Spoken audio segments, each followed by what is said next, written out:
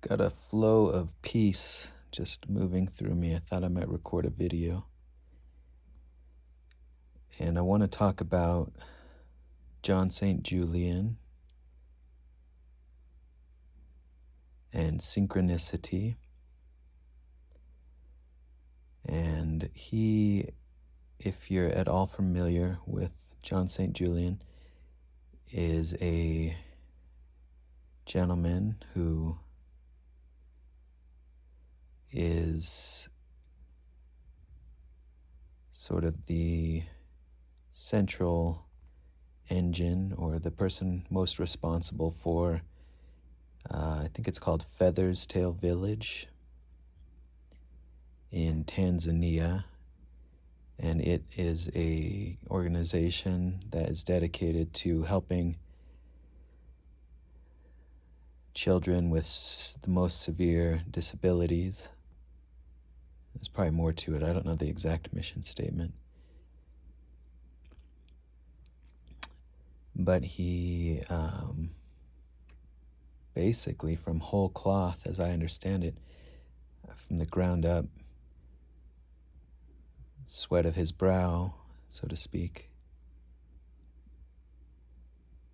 really through becoming a vehicle for God's grace and God's design to move. But he built this organization.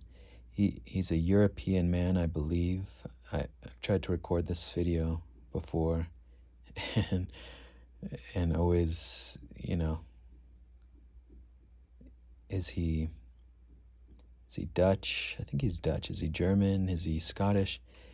I think he's Dutch, or South African. I just find it kind of funny to riff on that, because his accent is so kind of hard to pin down. It sounds almost Jamaican at times. But anyways, and I don't agree with everything that he shares. Especially, I don't really agree with the emphasis he places on certain topics, but it's hard to argue with what he's done and the lives that he's bettered and impacted. And anyway, I bring him up, and you can find him on YouTube. I bring him up just as a jumping off point, because he talks a lot about 1111 as kind of a synchronistic number sequence in his life, and that a lot of his journey from being kind of a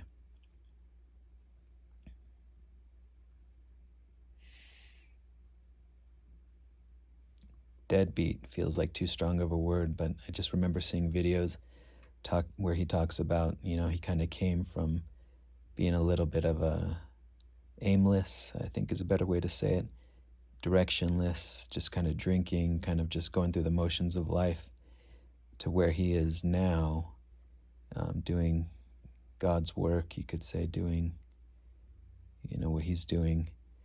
And that a lot of that journey for him was facilitated by the apparition of this angelic, I've heard it called the angelic number sequence. 1111, I think, either on a timestamp on an email he got from somebody that helped to move his journey in the right direction, or noticing the clock at a certain time, or I'm not sure all the ways that number has come to him, and other people talk about that number too. It's not just him, obviously, and other numerical sequences of repeating numbers.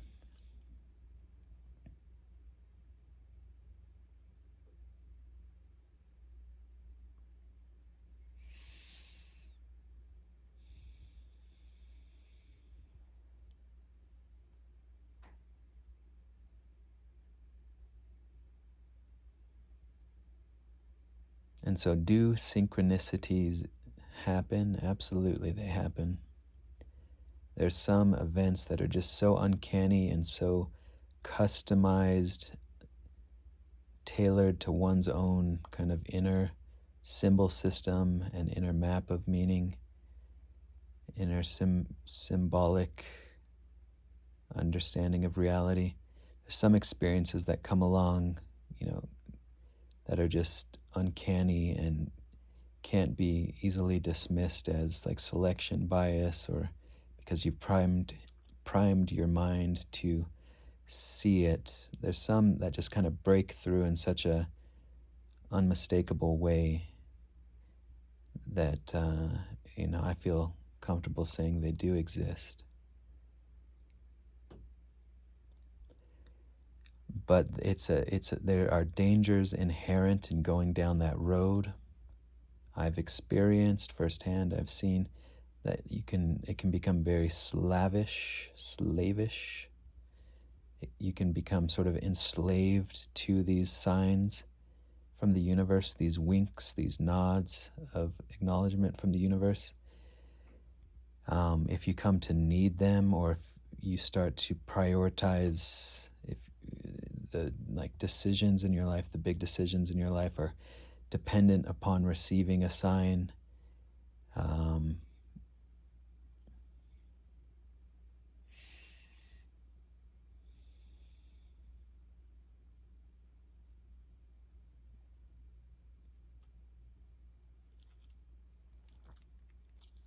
that's not helpful. That's not use. I think the way to go about it is just to receive when they happen, just to receive it, to hold it lightly, it's a gift, and just to experience the gift, to marvel at the gift, to let it sort of enrich and amplify the sense of mystery within.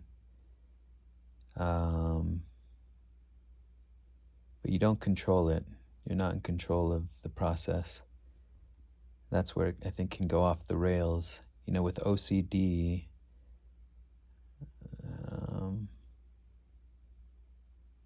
I don't know if I want to go down that track. But you don't have control over it.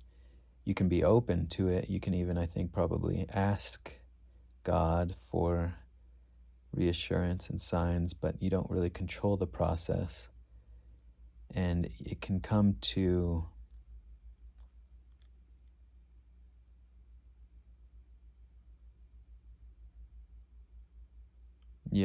it can get a little bit out of control, get a little bit unhealthy if you need it. I think maybe that's one of the key distinctions to be made, is how the desperation with which you need a sign versus just being in a state of gratitude if it comes, allowing it to come, receiving it as a gift. Yeah, just a nod, just a wink from the universe.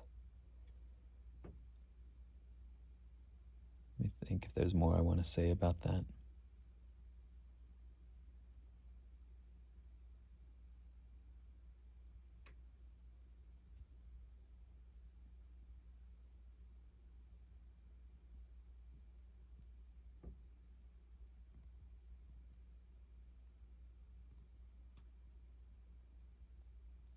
Ultimately, you are not alone. And I think that's part of what drives that. What's so great about, in a healthy way, receiving confirmation from the universe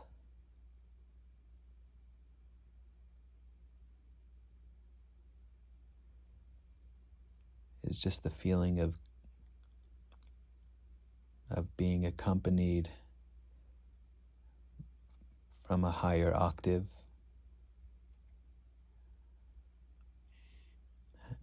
not being alone.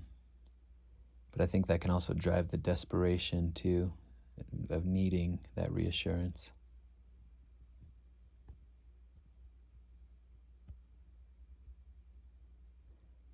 And ultimately you're not alone. That the one thing that cannot happen in the deepest places, from the truest altitude, is the one thing you cannot be is alone. You can definitely experience that, have that experience, but anyways, so yeah, synchronicities.